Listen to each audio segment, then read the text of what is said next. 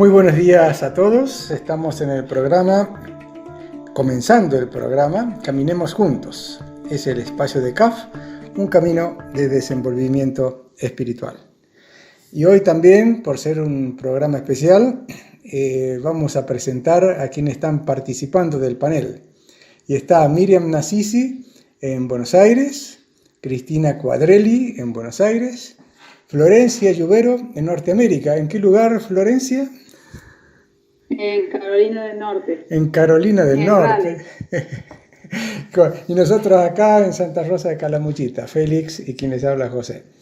Y aparte nos ayuda en los controles Roberto Molina. Siempre le damos un espacio a él que nos ayuda tanto. Así que es un poco internacional, nacional e internacional la comunicación de hoy. Y bueno, el tema que vamos a desarrollar, queríamos presentarlo de una forma que es muy necesario en esta época, porque, bueno, vemos esa necesidad por todos lados. El tema es la paz interior, la paz exterior. Ahí va el tema. ¿Qué les parece? Bueno, yo estuve pensando sobre el tema, me imagino todos, un poquito, buscando ideas. Y les cuento que hoy a la mañana tenía unas ideas hermosas y después, por alguna situación, tornaron un poco. Entonces, está bueno actualizar las ideas siempre. Esa es una de las ideas que tenía, actualizar nuestras ideas, nuestros pensamientos, para no quedarnos pegados en una sola idea, porque justo la semana anterior tuvimos un encuentro y las personas que nos visitaron en el grupo nuestro nos hablaron de la idea de disentir. Me pareció muy interesante. Así que si quieren después seguimos charlando y les amplío un poquito. Muy interesante. Sí, acá yo quería hacer una aclaración porque nos acaba de contar Miriam que tenía ideas de la paz y de lo escrito y todo, y resulta que después le robaron el celular en la calle. Entonces, las ideas de la paz y todos ideales pueden distorsionarse un poquito, por eso dice que hay que actualizarlas. A ver, ¿qué es? ¿Cómo hacemos la paz cuando uno es víctima de una cosa así? O le robaron, o hicieron algo incorrecto, o alguna cosa así. ¿Dónde está la paz? Porque claro, uno puede decir, la paz es muy linda porque cuando todo anda bien, todo está correcto, he cobrado mi sueldo, no tengo deudas, estamos todos tranquilos y en paz. Y cuando no es así, ¿qué pasa? ¿Cómo la buscamos? Dejo la pregunta. Bueno, solo como modo de introducción, y obviamente puede haber muchas maneras y muchos modos. Por un lado, procuro practicar una oración.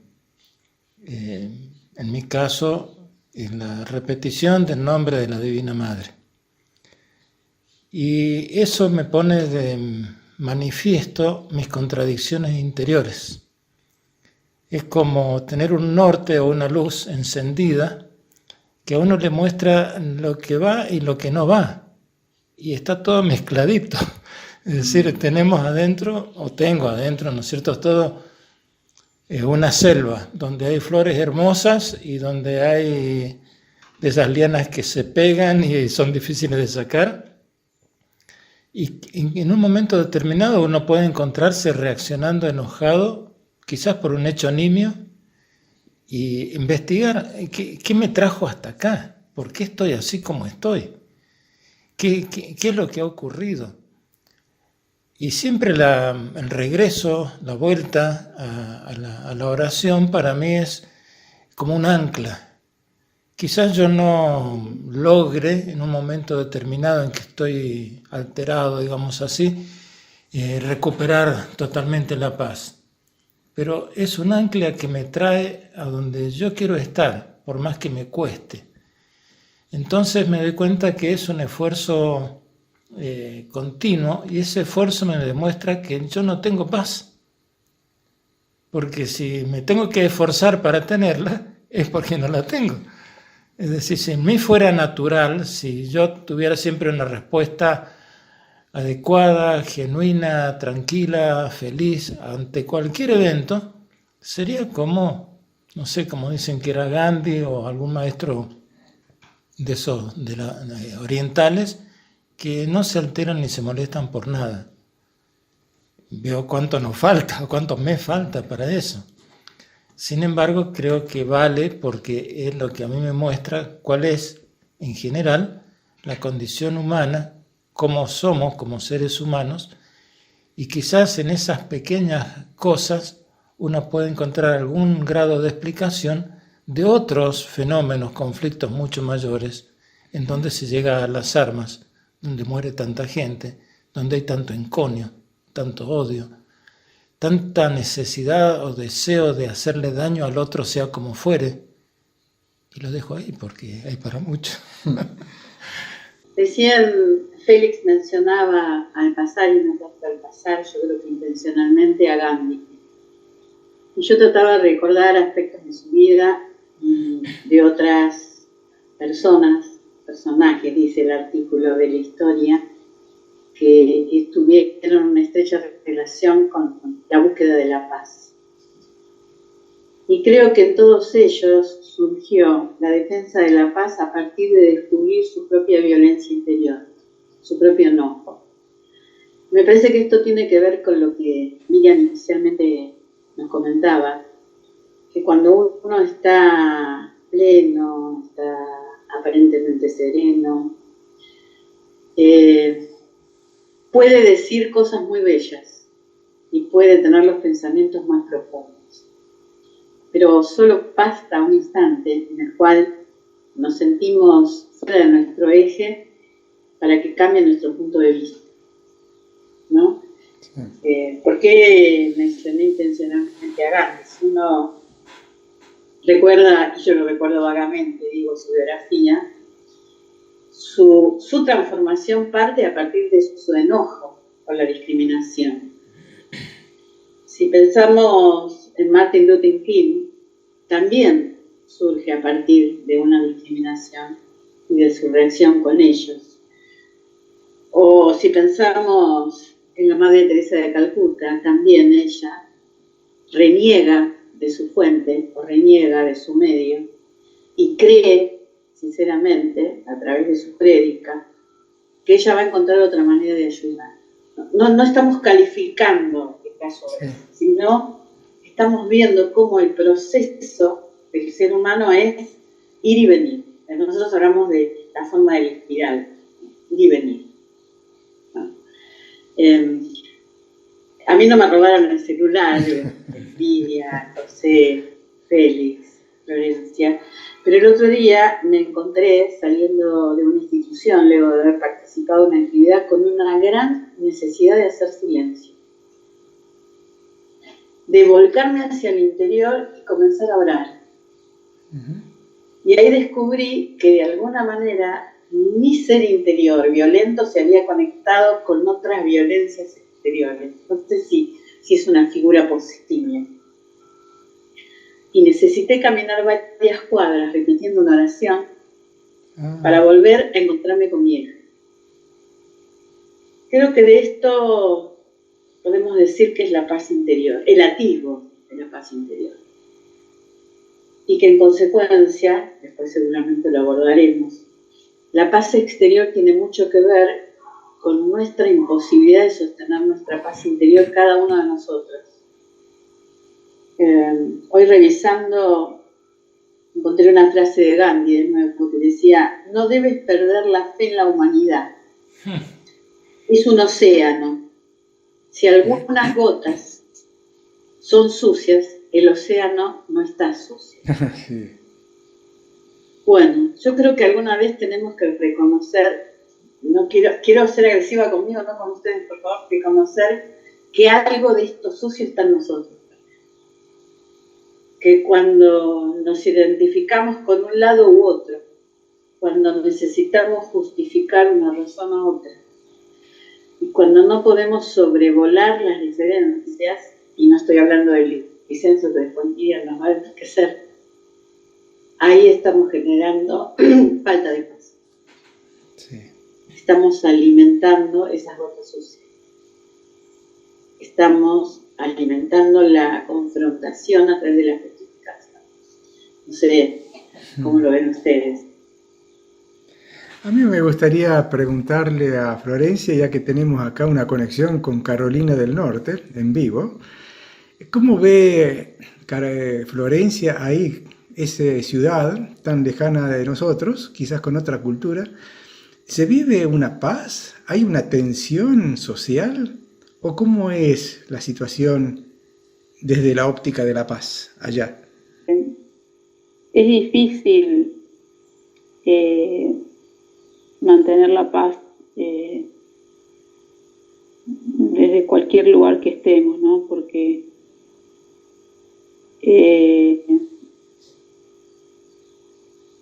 siempre hay como circunstancias que alteran esa paz, digamos. Porque uno en realidad no puede vivir desconectado de su medio, y el medio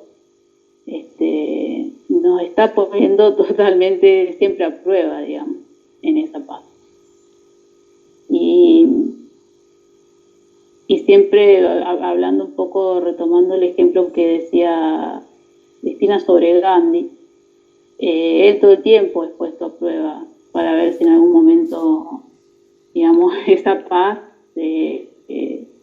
digamos, se quiebra o se rompe o se perjudica o algo. Entonces es como que él todo el tiempo es puesto a prueba en ese sentido.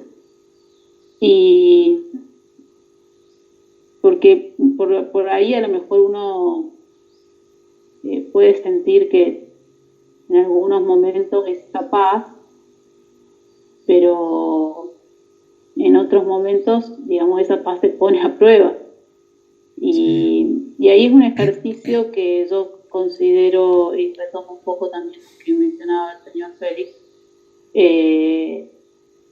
sobre volver a la oración o volver a puede ser la oración como puede ser otra herramienta.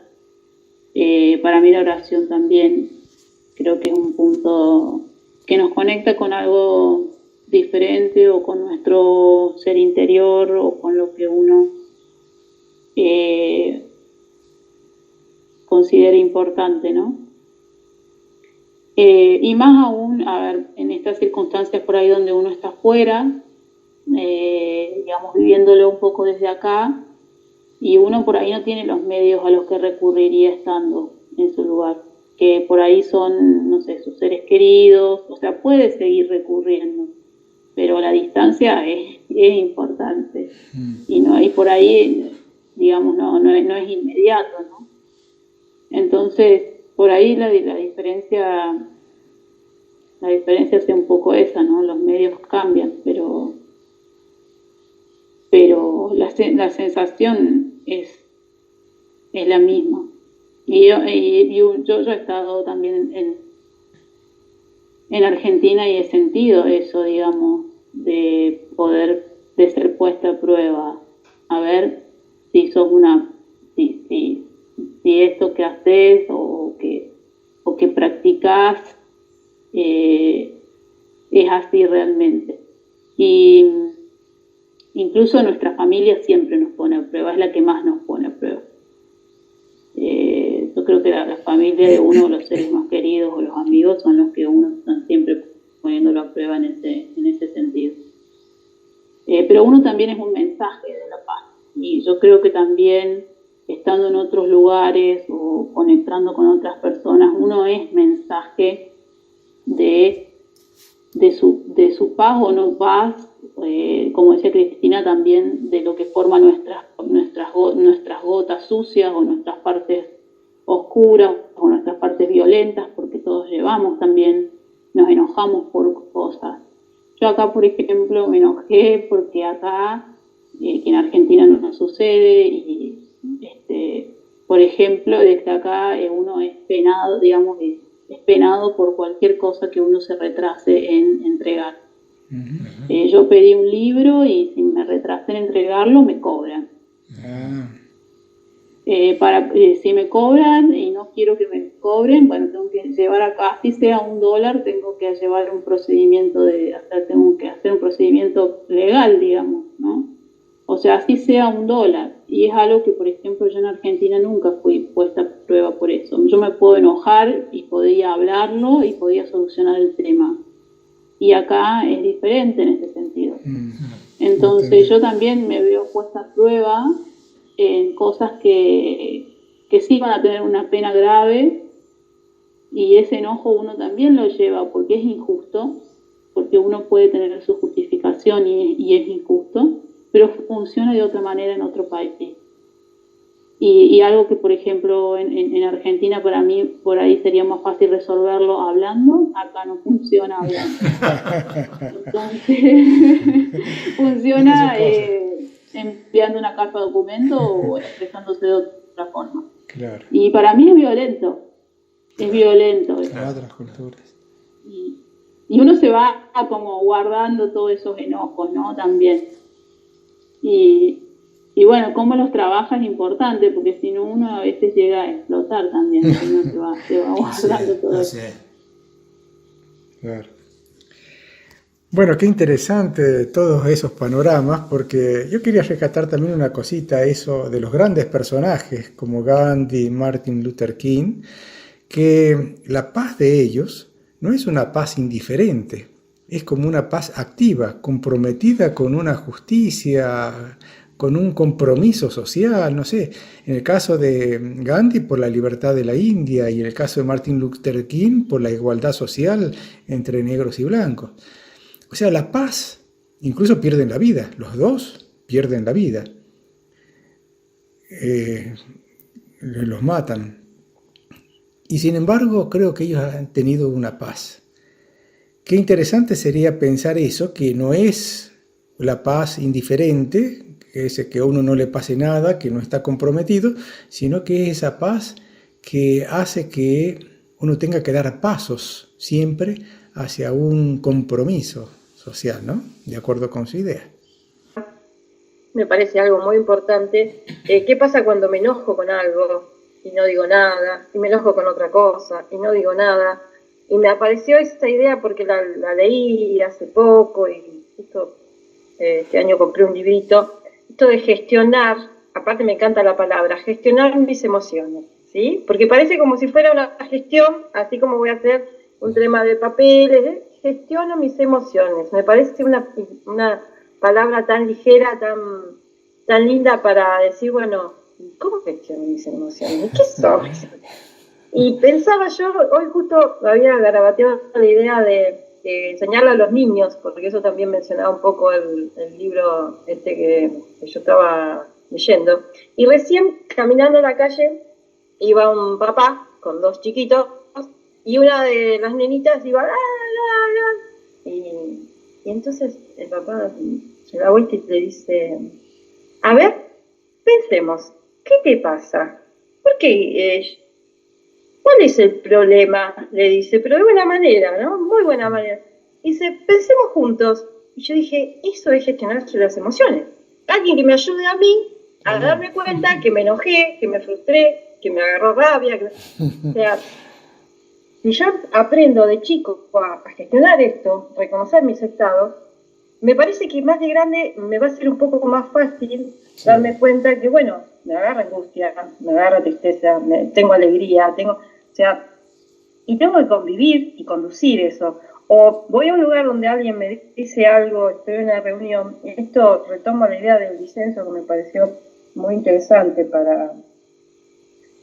que hay que aprender, bueno, ya en CAF también venimos pensando en esta idea hace un par de años, de animarnos a disentir, ¿no? Pero hay que aprender a disentir y a disentir bien, porque de repente yo estoy con un grupo con el cual estoy de acuerdo en algunas ideas, pero puede que mañana no estoy de acuerdo con uno de los o dos participantes, y no por eso esa persona ya no la quiero más.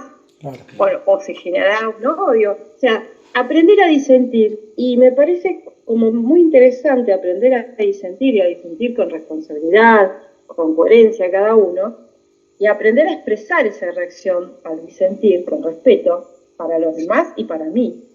Sí. Porque me parece que también esa es como la base de la no violencia futura, de la no agresión, del basta de guerras, ¿no? Si dos países se pueden sentar a negociar, a dialogar sobre las necesidades de uno, de otro, que de hecho, bueno, por suerte sucede, tendríamos que no llegar a situaciones extremas. Ojalá podamos poner esta semillita a cada uno de aprender a dialogar mejor, o sea, aún cuando no estamos de acuerdo, aún con el disenso, aprender a dialogar, aprender a escucharnos realmente creo que es otra palabra importantísima. ¿Qué necesita el otro? Me escucho a mí, escucho al otro. Sí. Bueno, por ahí vamos. Hay un personaje, como recién se mencionaron, grandes personas, grandes seres, que para mí siempre ha sido un modelo y por supuesto muy difícil de imitar, pero sigue siendo un modelo, que es Nelson Mandela. Él fue capaz de pasar de la violencia a violencia, porque él formaba parte de un bando que era violento en Sudáfrica, y se convirtió en alguien que sembró la paz y el amor, la igualdad en las distintas partes, la igualdad de posibilidades. Fue capaz de hacer que blancos y negros estuvieran de acuerdo. Entonces, es un milagro, pero un milagro sembrado con sangre, con dolor, con paciencia. Cuando él estaba preso se conquistó el carcelero. El carcelero era amigo de él. La gente que estaba en la cárcel quedaba impresionada por el trabajo que él hacía. Sí, tenía su huertita y todo, como tendrían muchos, pero el trabajo interior que él hacía. Tanto fue así que su señora, que también pertenecía al bando de la violencia, no lo perdonó nunca. No. Se separó, creyó que lo había traicionado la causa. Es muy fuerte, muy doloroso todo eso. Y sin embargo, él nos dejó ese mensaje vivo, ¿no? Así que bueno, creo que sí, hubo gente, hubo personas que fueron capaces de hacerlo y que pasaron tanto de lo peor, diríamos, a lo sublime. Creo que es posible para todos. Bueno, lo dejo ahí porque hay que ponerlo en práctica, como se decía recién. Sí. Bueno, a mí me parece también muy interesante todos estos elementos para reflexionar y quería pasarlo un poco al ámbito cotidiano, y es que cuando uno tiene alguna diferencia con alguien, un disentimiento, y a veces ese disentimiento llega a ser un grito, un levantar la voz, una discusión y algo así, bueno, suelen ocurrir porque somos humanos y va a ocurrir siempre. A mí me parece que después de eso, después de pasado el momento, podemos crear una instancia, un ámbito de diálogo, un ámbito de comprensión, un ámbito de comunicación, donde podría haber un poquito más de acercamiento con la otra parte. Eso no quiere decir que en el futuro no vayan a existir otras situaciones dolorosas también, pero cuando existe ese ámbito de conexión, esa sintonía, me parece que es como un caminar hacia el entendimiento humano. Así que, bueno, en el ámbito así cotidiano, cuando ocurre algo, cuando nos ocurre algo así difícil, puede haber un momento de diálogo, de comprensión, de hacer algo, algún movimiento, alguna puerta que se abra para poder seguir hacia adelante.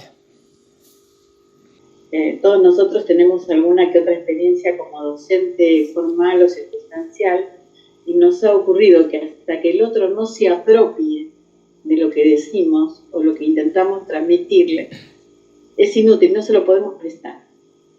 No hay manera de prestarlo, ¿no? No sé si a ustedes les ha ocurrido, pero uno le explica, no sé, en algún trabajo le explica cómo se hace una determinada planilla, a otro cómo se traduce determinada palabra, qué acepción hay, a otro lo magistral de una receta, ¿sí? Pero si el otro no está dispuesto a apropiarse, no hay ni receta mágica ni explicación oportuna del concepto. Entonces, Sí, no sé si así es. más o menos pude explicarlo. Una cosita muy breve. Hay una magia en eso que decía Cristina, y es cuando a uno se le ocurre como si lo hubiera inventado uno. Mirá lo que se me ocurrió. Y a lo mejor a uno se lo han dicho 30 veces, pero si a uno ya se le ocurrió, eso ahí es donde se hace el clic. Capaz, sí. Bueno, muy bien. A mí me parece que tenemos que darle ya un redondeo. Me parece que han sido cosas muy ricas, muy interesantes los elementos tirados ahí sobre la mesa, quizás para que nuestros oyentes y nosotros mismos sigamos masticando y digiriendo esto, que hace crecer la paz interior, la paz exterior, y bueno, caminar juntos un poquito más en este mundo. Bueno, yo invitaría a que vamos a la música y luego seguimos acá en el programa. Muchas gracias.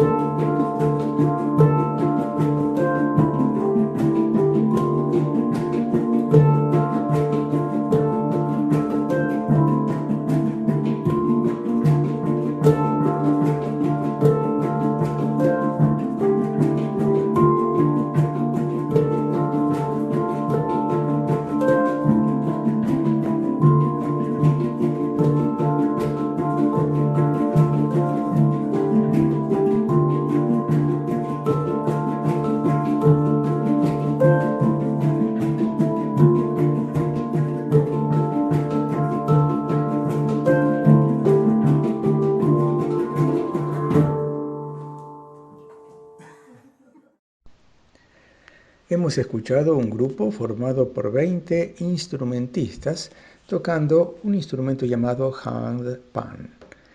Este instrumento se clasifica en los llamados instrumentos de percusión con sonido determinado. El instrumento es metálico y tiene la forma de una calabaza aplastada que se coloca sobre las piernas.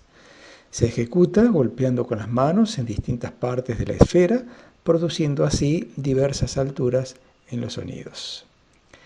En este caso es una orquesta de 20 músicos llamada Malte Marten.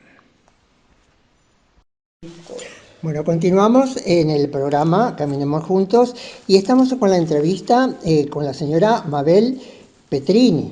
Y quiero hacer una aclaración sobre esto, porque la hemos conocido en la Feria de los Libros. Nosotros habíamos presentado precedentemente el libro que habíamos llevado, que era Conociendo Calamuchita, y ella presentó el último de los libros infantiles, que ahora ella ya lo había relatado. A nosotros nos entusiasmó mucho y naturalmente por eso después pedimos una entrevista, que es la que tenemos ahora, y que agradecemos mucho. Mabel, ¿cómo elige los temas para los libros? ¿Por qué surge Viaje a Mar del Plata? ¿Por qué La Bruja Furfuña? ¿Y por qué eso y no otro?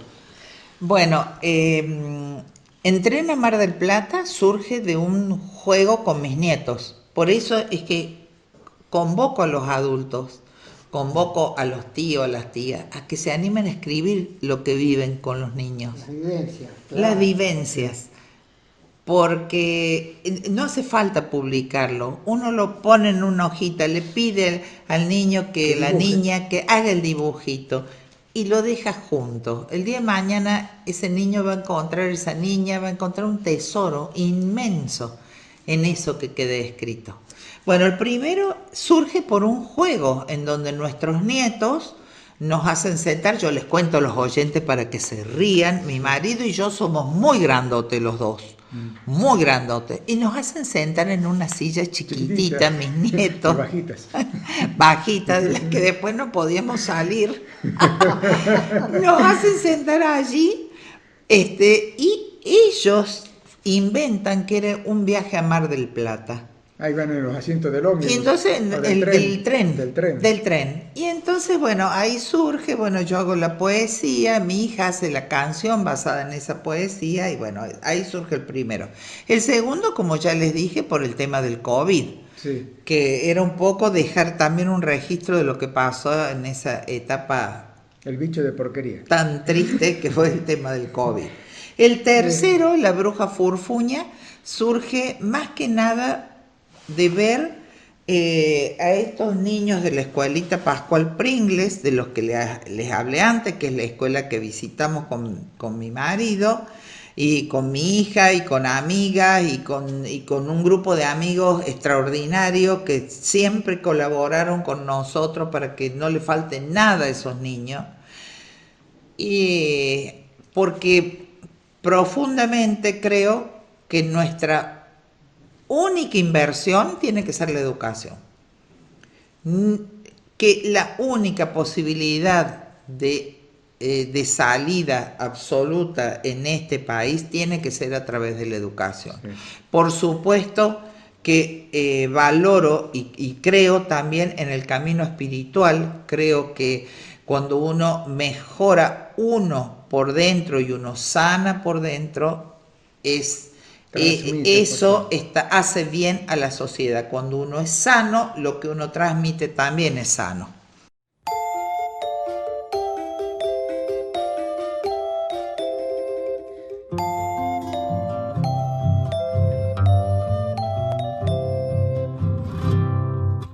Bicho de porquería, no lo quiero ver más.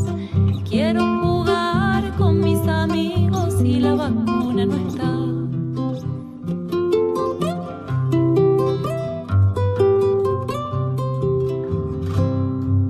Dicen que es redondo y lleno de espinas está, que es malo, muy malo y que no puede contagiar.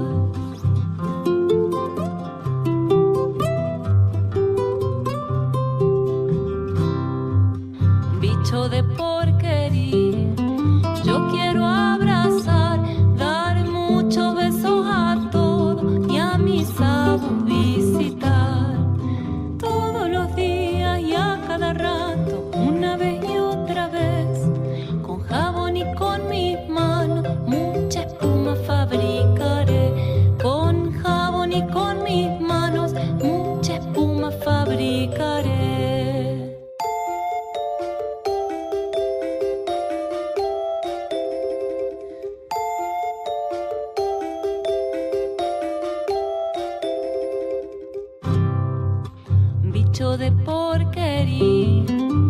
Quiero ir a estudiar, a mi seño escucharla y en el recreo jugar.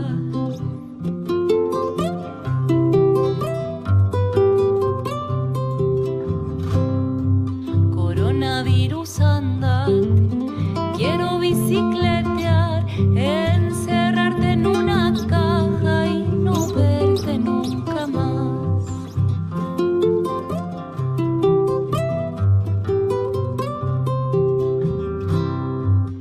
Yo quisiera decirte que te vayas a algún lugar muy lejos y que no vuelvas nunca más.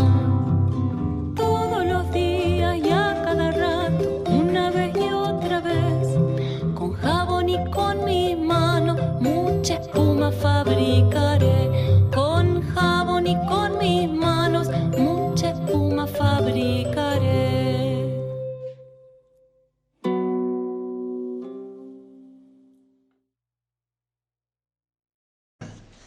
No, lo que quisiera preguntarle es, primero que no olvidemos de que usted fue docente.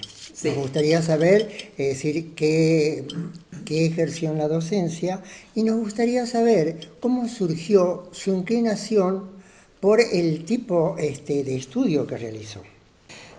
Bueno, tenía que elegir entre distintas posibilidades y bueno, hice un curso de orientación y la carrera esta, Ciencias de la Información, era el segundo año que estaba abierta, la carrera. Y realmente muy interesante, la ex Escuela de Ciencias de la Información, ahora Facultad de Ciencias de la Comunicación, bueno, yo la amé y la sigo amando, porque la preparación que nos dieron fue increíble, los profesores que tuvimos fueron maravillosos. Yo la verdad que no sabía si después iba a poder ejercer mi profesión o no, porque no hay tantos medios de comunicación, no hay tantas posibilidades de ejercer periodismo. No ejercí periodismo así todos los días, publiqué cosas, y lo que sí hice fue ser docente de la Escuela de Ciencias de la Información y de la Universidad del Salvador de Buenos Aires. Y después de un tiempo en donde necesité cambiar un poco de actividad, me fui a trabajar al negocio que tenemos con mi esposo, con el que trabajé 20 años, y allí también utilicé mi carrera porque yo trabajé en todo el área que tenía que ver con recursos humanos, que no me gusta mucho hablar de recursos humanos, pero trabajé en el área esa y realmente fue hermoso. Pude desarrollar un montón de ideas y un montón de cosas que tienen que ver con el bienestar de la persona, que tienen que ver con que la persona se sienta bien en el lugar del trabajo, con ser reconocido, con ser tenido en cuenta. Bueno, la verdad que se trabajó mucho en todo eso, con la utilización de los elementos de protección personal, se hizo mucho. Y después de eso, de los 20 años que trabajé con mi esposo, me agarra el COVID, después me quiebro y entonces, bueno, fueron sucediendo cosas por las cuales yo empecé a escribir estos libros infantiles. Y ya vamos con mi hija por el cuarto y ya estoy tramando el quinto ya está medio escrito. Bien. Ahí venía la pregunta, así que ya me da pie a esta. ¿Cuál es el proyecto de aquí en más? Ya me dijo que hay un quinto libro, pero Sí. ¿sigue ese proyecto en cuanto a la dirección que está dando a la literatura? Es A el su corte capacidad. infantil, por ejemplo. Sí. Sí, apunta a otra cosa. no, yo por ahora mi intención es seguir con libros infantiles y es seguir siempre con los libros relacionados a la naturaleza, tengo ideas, pero no las voy a dar ahora para dejarlos con la intriga. Me parece muy bien, pero ahí yo escucho que permanentemente está ronroneando Bizcocho. Y usted dijo que en algún momento va a escribir la historia de Bizcocho. ¿Por qué no nos cuenta quién es Bizcocho?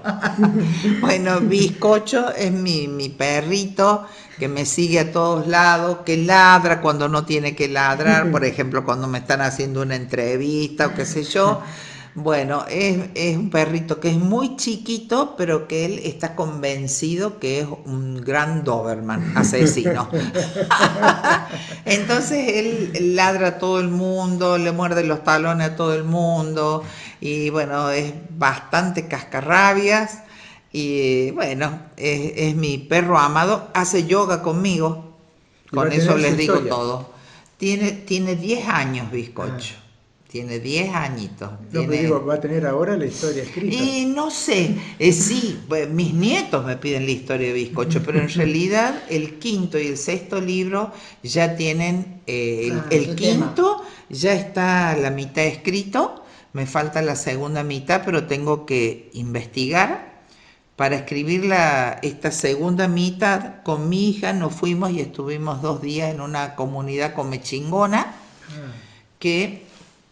Les cuento porque a mí me emocionó profundamente saber que hay comechingones, que en realidad ese no es el nombre, pero bueno, es el nombre que desde los años 50 más o menos se les puso para unificar, pero hay comunidades de comechingones puros y hay comunidades de sanavirones puros. Y bueno, a mí me emocionó mucho y con mi hija fuimos a investigar, a conocerlos. Fuimos a ver pinturas rupestres, participamos de alguna ceremonia y bueno, conocimos nahuanes, se le llama nahuán al jefe, digamos, de la comunidad, que en realidad es el jefe de cada familia, se le dice nahuán. Y bueno, para mí fue muy, muy fuerte, porque entre otras cosas, antes de ir yo había decidido, sin saber que al jefe de comunidad comechingona le dicen nahuán, sin saber eso, yo a este quinto libro que está por venir le había puesto nahuán de nombre. Usted nos estaba hablando de la educación de los chicos, de la formación de los chicos. Sí. No solamente yo creo que en este país, sino en todo el mundo. La formación de un chico es esencial para toda su vida y para que eso lo pueda hacer crecer como ser humano y pueda brindar realmente lo mejor que tiene cada ser humano. ¿Cómo es la formación para usted que podría haber en las escuelas y en las familias a través de todo esto que hace usted como abuela y que podría hacerse en todas las otras familias también? Qué pregunta difícil, qué pregunta difícil. Bueno, yo por un lado creo que la educación en las escuelas va a tener que empezar a cambiar, porque hay realmente, yo creo que, por ejemplo, yo no estoy capacitada para nada en este momento de mi vida, que ya soy grande, para estar al frente de un aula y poder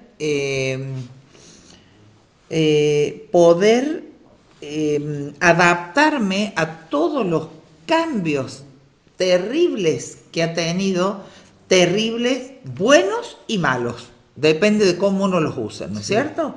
Sí. Pero el tema de internet, el tema de los celulares, el tema de todo el acceso a información que los niños tienen es muy fuerte. Y la escuela o tiene que empezar a usar esos elementos a favor, digamos, de la educación, o tiene que estar muy actualizada en todo esto para poder hacer que el niño se sienta atraído. Claro. Atraído por lo que se le está contando. Yo no puedo hablar de educación o de cómo tendría que ser la educación, porque para eso tendría que ser de la carrera de ciencias de la educación, claro, y estar actualizada en un montón de cosas. Yo me refería más que nada, por ejemplo, me llamó la atención de que abuelos, me llama la atención, me gusta eso de que los abuelos acompañan a los chicos en los juegos y en todas las cosas. Y pienso que no todos los chicos tienen abuelos así. Entonces, qué importante sería poder que los mismos, como decía usted, que los abuelos compartan, y los padres también compartan momentos con los hijos, y que no solamente estén con una máquina o con internet. Exactamente. Bueno, esto que yo cuento, que los libros surgen a partir de los juegos. El primer libro surge de un juego que tuvimos con mis nietos. Claro. Cuando yo estoy con mis nietos, bueno, me pongo a jugar con ellos, cocino con ellos, o hacemos que tenemos un restaurante, o ellos cuentan historias, o jugamos al fútbol, yo sentada, por supuesto, y les tiro un muñeco y ellos en el sillón de mi casa se tiran atajando ese muñeco. Y bueno, y van surgiendo historias que uno después puede escribir. Eso alimenta la imaginación. Porque si no, lo que sucede que lamentablemente con todos estos los celulares y todo esto, internet, tenemos niños que están muy quietos. Claro, y el niño tiene un bagaje de energía y de fuerza muy grande, que tiene que usarlo y que tiene que tener actividad. Yo, por ejemplo, creo que sí o sí en las escuelas se debería dar actividad física todos los días. Y que sería para mí fantástico, por ejemplo, que les dieran yoga. Y que les dieran, que tuvieran una actividad física, que les dieran yoga, no como en la parte filosófica, sino en la parte física. Claro, en los ejercicios. La respiración. La elongación, la posibilidad de manejar el cuerpo. Sí. Yo les debo decir que yo tengo 68 años y hasta el día de hoy, por ejemplo, puedo hacer la vela. Por ejemplo. Sí. Y eso es porque durante toda mi vida hice yoga. O sea, no lo sigo como filosofía, lo sigo por un beneficio físico. Claro. Por decir, puedo manejar mis manos, puedo manejar mi cuerpo, puedo agacharme, puedo levantarme del suelo. Si yo, es más, estuve quebrada y, por ejemplo, me caí 3 veces más después de estar quebrada y mi hija me quería levantar. Y yo le decía, no hija, no se te ocurre, yo me voy a levantar sola, vos quedate tranquila. Y yo me ponía en 4 patas y con una silla al lado, como podía, me levantaba, me había quebrado una pierna. Y el yoga da esas posibilidades. Pero bueno, volvamos a los libros. Y el último, lo que yo sí quiero contarles, que el último libro, Mi abuela Margarita y su bosque encantado, está contado en lengua de señas y que aparte tiene un audiolibro y una canción. ¿Cómo se accede a todo esto? Se accede a través de un código QR. Si usted tiene bajada la aplicación en el celular, usted puede tener el libro contado de estas distintas maneras. Y habla, como vuelvo a repetir y les dije antes, sobre el bosque cordobés y la necesidad que tenemos de aprender a cuidar nuestro bosque y nuestra agua, porque querramos o no, si nosotros seguimos en este tren en el que vamos, nos vamos a quedar sin agua. Sí. Lo lindo también del libro, que aparte de la enseñanza, es que despierta, me parece, en grandes y chicos, el amor a la naturaleza. Volvemos enseguida, otro cortecito con música y volvemos.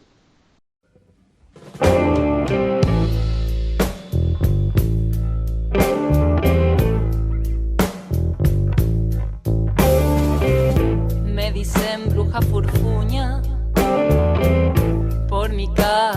enojada, saco la lengua y hago burla, y siempre estoy despeinada. Y sí, quiero volar con mi escoba y huir de aquí, pero siempre que lo intento me caigo de nariz.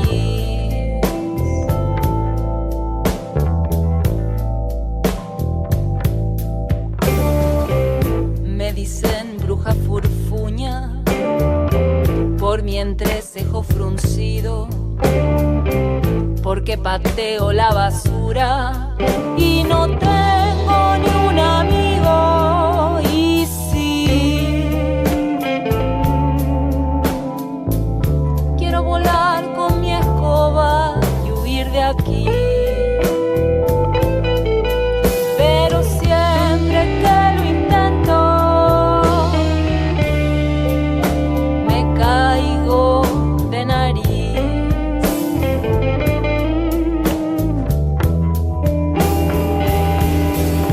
Yo sueño con muchas cosas, un helado con mamá, muchos abrazos de amigos y un lugar para jugar, una cama calentita y un cuento al ir a dormir. No tengo nada de eso,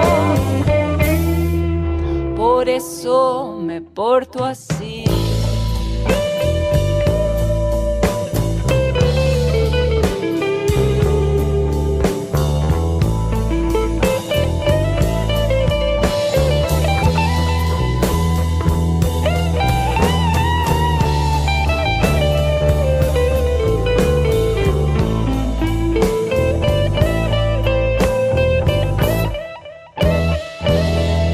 Y sí, quiero volar con mi escoba y huir de aquí, pero siempre que lo intento me caigo de nariz, pero siempre que lo intento me caigo de nariz.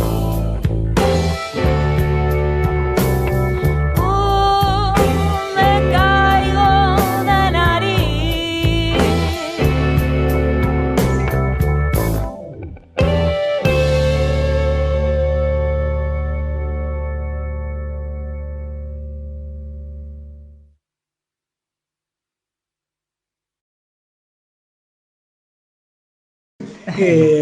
Por ahora creo que vamos a terminar aquí la entrevista, pero hay muchas otras cosas para seguir investigando y para seguir conversando con Mabel Petrini. Así que bueno, esto ha sido una presentación, pero puede que siga la expansión, tanto de los libros como de la obra que está haciendo. Muchas gracias, Mabel. No, y para los radioescuchas dejamos el punto suspensivo de los libros que se vienen. Claro. Así que oportunamente vamos a tener que tratar sobre ese tema. Muchísimas gracias. No, gracias a ustedes. ¿Y quién? En una de esas, ¿quién les dice que me voy un día y los visito allá en la radio, en el programa? Por supuesto. Y voy y les cuento a los chicos, les contamos alguna parte de la historia, pero no me quiero olvidar esto, de que voy a donar libros al programa de radio para que se haga sorteo de estos libros, porque todos, absolutamente todos, tienen que ver con el amor, el profundo amor que todos los adultos debemos obligatoriamente, no, porque es una palabra de obligación, no me gusta, pero debemos sentir adentro nuestro esa necesidad de cuidar y de proteger a los niños y de cuidar la infancia, habiendo tanta tristeza en el mundo, tantos niños que están sufriendo cosas espantosas de la guerra, de la violencia, de las locuras de los adultos, a ver si nosotros tenemos nuestros cabales bien puestos y bien alineados y pensamos en nuestros niños. Y pensemos también todos en nuestros viejos. Acá hay 3 representantes, yo soy una de los adultos mayores, y pensemos, porque el adulto ya dio prácticamente todo, aunque sigamos con energía y ganas de seguir dando, y los niños tienen que crecer para ser adultos felices, para ser adultos creativos, para ser adultos sanos, tienen que crecer en un mundo sano. Así que los convoco a todo eso, al amor a los niños, al amor hacia los viejitos que somos nosotros, al cuidado de la naturaleza, al cuidado del agua. Los convoco a todos y los convoco a escribir todas las historias que se les ocurren. Muchísimas gracias. Muchísimas gracias. Hasta pronto.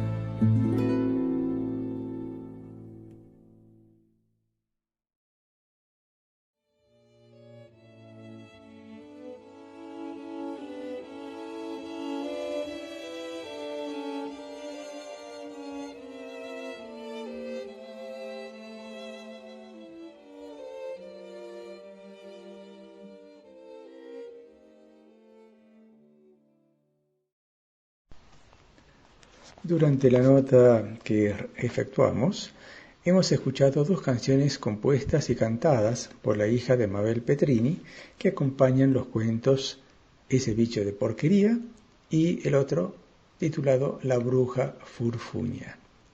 Puede encontrar estas canciones en YouTube y en Spotify como Las Furfuñas. y ahora acabamos de escuchar una chacarera que interpretó la camerata Rosario. La chacarera se titula El Equeco y es el tercer movimiento de la suite Bestiario, compuesta por el compositor Hernán Navarro. La dirección de esta camerata Rosario está a cargo de Tanisa Alessandroni. Y continuamos en el programa Caminemos Juntos. Este es el espacio de CAF, un camino de desenvolvimiento espiritual. Y en este tercer bloque, siempre solemos hablar de algún personaje, y hoy hemos elegido una biografía también, de un señor que fue jesuita, escritor, y que tuvo una concepción de la vida muy particular, y que me parece muy importante, muy interesante conocer también facetas de su vida, que la conozcamos, porque así nos enriquecemos todos. Es la biografía de Anthony de Melo. ¿Quién fue Anthony de Melo? Este señor nace en la India, en Bombay, en septiembre de 1931 y fallece el 1 de junio de 1987. O sea que tenía 50 y pico de años. Bueno, no sé, 50 y pico. Fue un sacerdote jesuita formado en su ciudad natal, Bombay, India, y luego abre un centro de orientación pastoral en la ciudad de Lonavala, así se dice. También se dedica a escribir, primero en la India y luego viene a Occidente. Se dedica a escribir, ahí empieza con su primer libro. Y dijimos que fue un sacerdote jesuita. Es raro ver que un personaje de la India, de aquel lugar tan remoto, haya tenido una instrucción jesuita y haya venido a Occidente, y que haya, por esa condición quizás, unido dos culturas, occidental y oriental, que parecen tan distanciadas y que sin embargo tienen mucho, mucho en común. Parece que él, al principio, fue enviado a una escuela, el colegio Stanislao High School, que era dirigido por padres jesuitas. Y en esta institución, que se encontraba afuera de Bombay, había una parroquia que se llamaba San Peter. Allí empieza Anthony de Melo. Y según las referencias que tenemos de ese entonces, se dice que era un chico muy estudioso, desde pequeño, estudioso, disciplinado, realizaba todas las tareas en excelente forma, aplicación, estudiante muy elogiado por los docentes y por sus propios compañeros. Al poco tiempo se convirtió en un estudiante muy popular. Pero tenía esa instrucción jesuita y desde temprana edad parece que tuvo como un llamado. Acá el artículo dice llamado de Dios. No se explica realmente cómo ha sido ese llamado y qué sintió en su interior, pero él quería ser sacerdote. Y estaba inclinado a la religión católica, pero para ser sacerdote tenía que dejar las expectativas de los padres. Y parece que la mamá de él no quería que fuese sacerdote, quería que fuese padre de familia, ella quería tener sus nietos y toda la descendencia. ¿Y qué pasó? Él era hijo único. Por eso la madre también había puesto en él casi todas las expectativas para que la familia continuase. Entonces como que hicieron un pacto. Acá el artículo dice que conversaron con la madre, diciendo que si ella quedaba embarazada nuevamente, él se iría a seguir su intención de sacerdocio. Y así resultó, así sucedió. La mamá quedó embarazada otra vez y él entonces eligió la vida religiosa.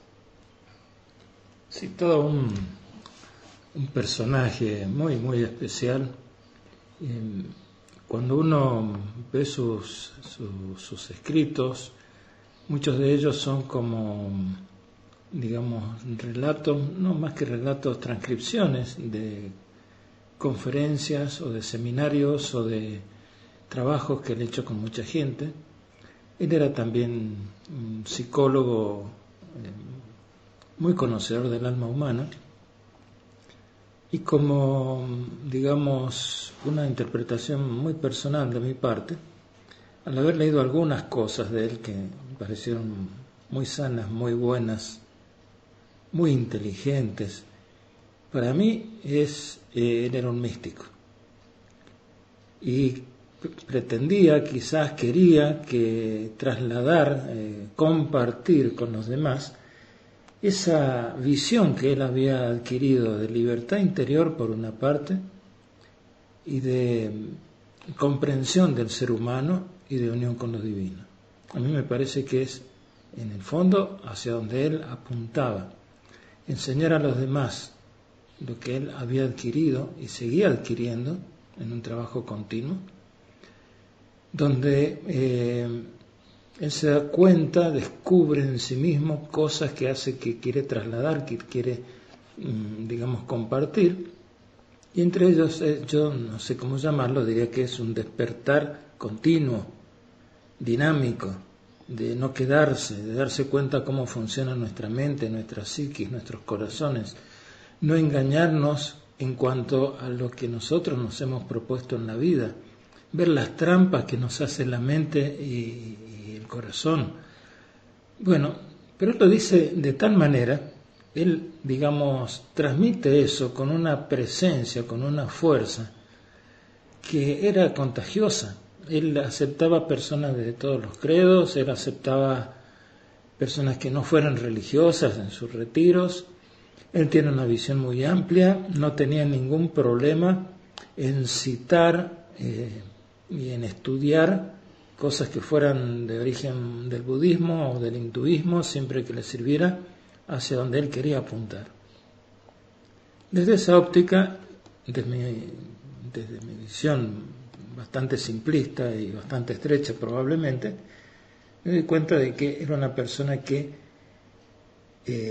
tenía mucha fuerza, una atracción personal muy fuerte, estaba muy sólidamente formado en lo suyo, no se iba a desviar por ninguna cosa, y él traía todo el material que llegaba a sus manos a ese fin determinado, único, diría yo, de unión con lo divino, de libertad del ser interior de cada persona humana. Bueno, ya hicimos la introducción, hicimos un pequeño pantallazo de la vida de Anthony de Melo y vamos a hacer ahora una pequeña pausa. Así escuchamos música, nos inspiramos con esto y continuamos con esta interesante vida.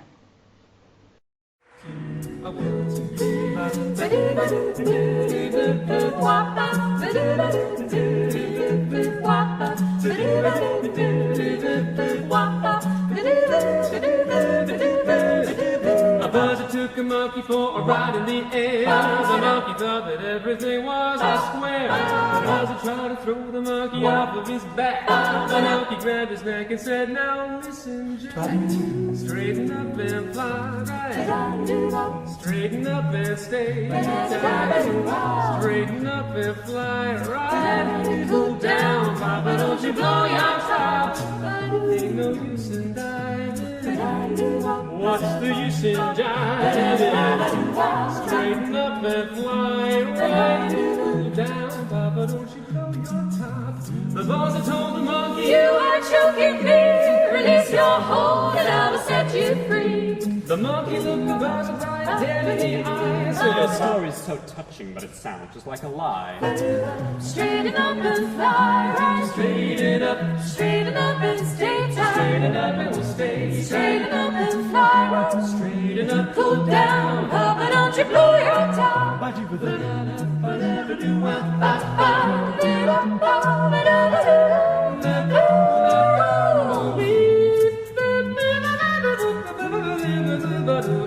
where I lay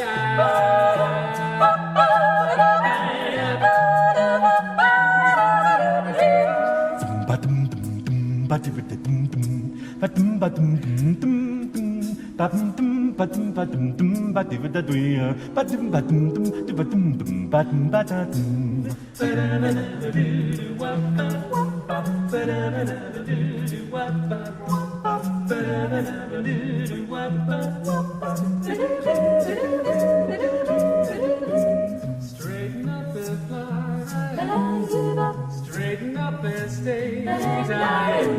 Straighten up and fly right. Cool down, Papa, don't you blow your top. Ain't no use in driving, but I'm built up. What's the use in driving up? Straighten up and fly right. Cool down, Papa, don't you blow your top. Fly right.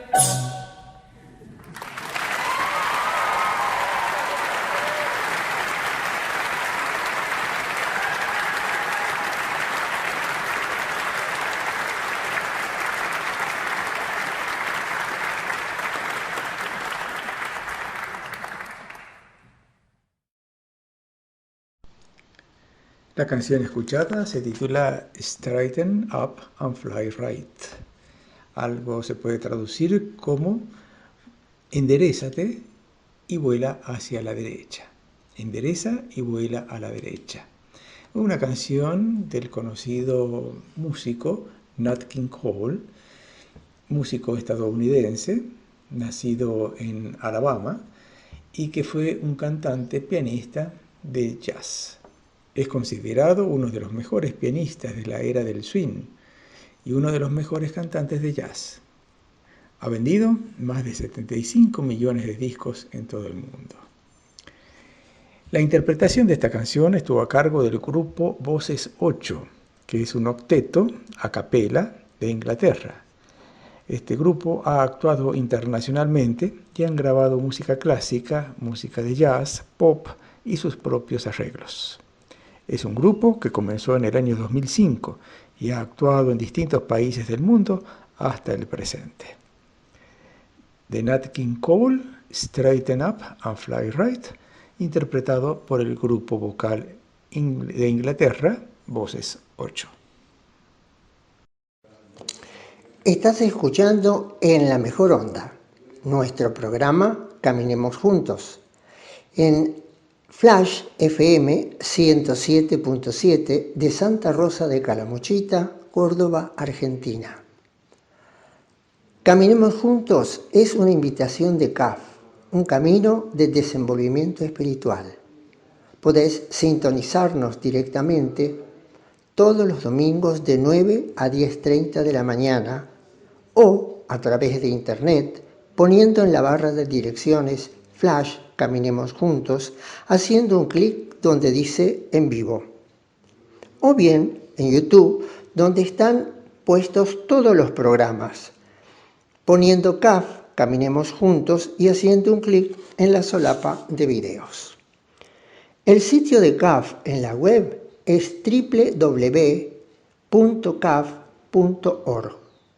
CAF se escribe todo con minúscula, C-A-F-H. Para sugerencias y comentarios que puedas hacernos sobre el programa, los temas o temas nuevos que quieras sugerir, nuestro correo electrónico es infocaf@gmail.com o bien por WhatsApp a los teléfonos 3546 538109 o 538112. Muchísimas gracias. Continuamos entonces con la biografía de Anthony de Melo. Ya Félix había dado pantallazos generales de cómo era su posición filosófica ante la religión y la mística. Yo voy a continuar con la parte biográfica. Él, cuando tenía aproximadamente 21 años, sale de la India y viaja a España con los jesuitas, a Barcelona. Parece que en 1952 llega a Barcelona y hay un periodo que dura 3 años en ese lugar y allí logra realizar estudios de filosofía. Luego será enviado a los Estados Unidos. Y allí, en los Estados Unidos, gracias a los consejos del padre Mann, también provincial de la Orden de los Jesuitas, va a la Universidad de Loyola en Chicago, en California. Chicago, perdón, al norte, sí. No, allá era otra cosa, me confundí. A Chicago.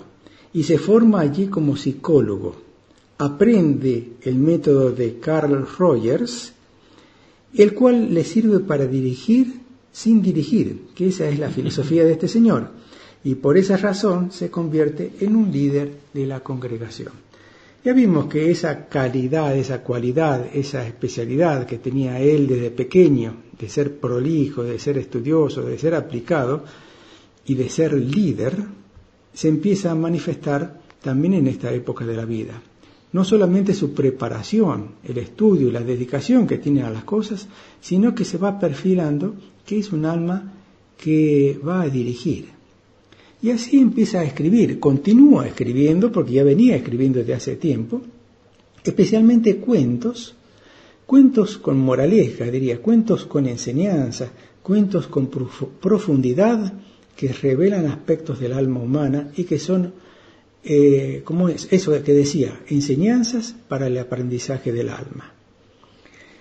Y también hace conferencias en distintos lugares, especialmente en Estados Unidos, en distintos lugares. Y aquí hay conferencias que se han transcrito en libros, hay relatos que están prácticamente escritos, toda la conferencia en un libro, y también son conferencias de una persona que conoce mucho el alma humana y que transmite sus conocimientos, con ejemplos de distinta índole, de distintas cosas. Esto hace que, por un lado, tenga muchos seguidores, muchas personas sin distinción de credos, como se dijo recién. No importa si eran católicos, protestantes, musulmanes, judíos, budistas o lo que sea, no importaba. Importa que encontraran ese sentido de la vida. Incluso habla y acepta a los ateos o agnósticos. No importa, están también como almas humanas que buscan su sentido en la vida. Y decía que se gana muchos adeptos y también algunos detractores. Porque hay algunas conferencias, yo recuerdo alguna que leímos, donde da algunos conceptos quizás un poco rígidos, o no sé si rígidos, o a su óptica, y que pueden ser cuestionables. Pero como todas las personas, todos los seres humanos, tenemos algo que puede ser cuestionable, tenemos que rescatar en un alma así como la de Anthony de Melo, cuál es el mensaje trascendente que da en todo esto. Y para mí es eso que se había dicho antes, la comunión de todas las religiones. No importa el credo, no importa el color de la creencia que tenga, importa que crezca como ser humano. Yo diría que la fuerza de su mensaje está en su persona, es lo que él ha logrado en la vida. Es una fuente, por eso creo que es una fuente inagotable. Uno se da cuenta que no se trata nada más que de una erudición de alguien que está muy imbuido de distintos escritos y estilos, sino que uno ve como un manantial que brota constantemente con agua fresca y que si bien toma, como hay algunos libros de él que son recopilaciones, diría yo, de cuentos de distintas culturas, pero siempre, digamos, lo que tienen en común no es que sean propios de él, sino que los reúne con una temática determinada, con una enseñanza. Por eso tiene siempre dejan algo lindo, algo bueno. Inclusive a veces a uno le pueden parecer desde cierta óptica hasta contradictorios, porque es una persona libre. Yo creo que eso es lo que hizo que se ganara detractores y enemigos. Él no era de esas personas que no se iba a doblegar por una opinión. No sé cómo expresarlo. Es la libertad de ser quien es, de vivir lo que tiene que vivir, de transmitir lo que sabe que tiene que transmitir. Y quizás en una institución, en un medio, en una época inclusive, que eso podía ser que fuera mal visto o incomprendido, no visto en toda su amplitud. Entonces ocurren cosas que, si bien acá no dice, ni él creo que lo expresa en ninguna parte, uno no lee ninguna línea ni de resentimiento, ni de decir de todo lo que me hicieron sufrir, ni nada, pero yo creo que debe ser muy difícil para alguien de esa envergadura, de esa estatura espiritual, de esa sensibilidad, que no haya sufrido por esta persecución solapada, diría yo. Entonces, y él sigue adelante. Entonces, uno piensa en él a través de las cosas que a uno le han llegado, de los escritos que él tiene, de los cuentos que se pueden leer, y es una presencia espiritual, una presencia fuerte, una presencia que invita a la sinceridad interior, a reconocerse a sí mismo en sus errores, en los errores que uno puede haber cometido, y que hay que seguir adelante. Dios nos espera, la divina presencia, la libertad interior. Sí. El 1 de junio de 1987, este sacerdote jesuita, Anthony de Melo, se encontraba preparando una charla para darla al día siguiente en la Universidad de Fordham, Estados Unidos, cuando tuvo un ataque al corazón que acabaría con su vida y sus sueños. Un ataque inesperado, incipiente, quizás, no sé, parece que inesperado así, acabó con su vida y sus sueños. Después de haber muerto y enterrado, y acá voy a leer el artículo, voy a repetir lo que dice el artículo porque no tengo constancia de que esto sea así, y esto dice de esta forma: transcurrido 11 años después del fallecimiento, el 24 de junio de 1998, la propagación de todas sus enseñanzas ha sido prohibida por la Congregación de la Santa Fe, que parece que acá dice el artículo administraba el Papa Benedicto XVI. Lo dejo simplemente repetido como en el artículo, no tengo constancia de que esto sea realmente así. Pero detrás de todo lo que pueda haber sucedido, como se decía recién también, detractores y otros que eran admiradores, Anthony de Melo dejó un mensaje, dejó su mensaje, el mensaje que venía a traer, el mensaje que era la unión por sobre todas las creencias, las culturas y todo. Está el hombre, por sobre todas las cosas está el hombre, el alma, el ser humano. Y a mí me parece que ese mensaje ha quedado ya en la humanidad. Esa es la enseñanza que él dejó y que bueno, ahora nosotros la aprovechamos.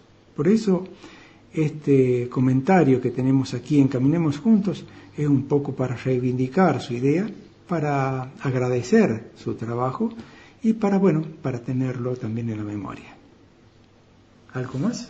No, simplemente un pequeño homenaje, podríamos decir, y como bien se dijo recién, un agradecimiento, porque cuántas personas como él dan lo mejor de sí en forma silenciosa para que nosotros podamos dar un paso más en nuestro desenvolvimiento. Hemos llegado al fin de este programa. Abrimos las puertas hacia el otro, invitándolos para el próximo domingo a partir de las 9 horas aquí en Radio Flash, Santa Rosa de Calamuchita, Córdoba, Argentina. Muchas gracias por habernos acompañado.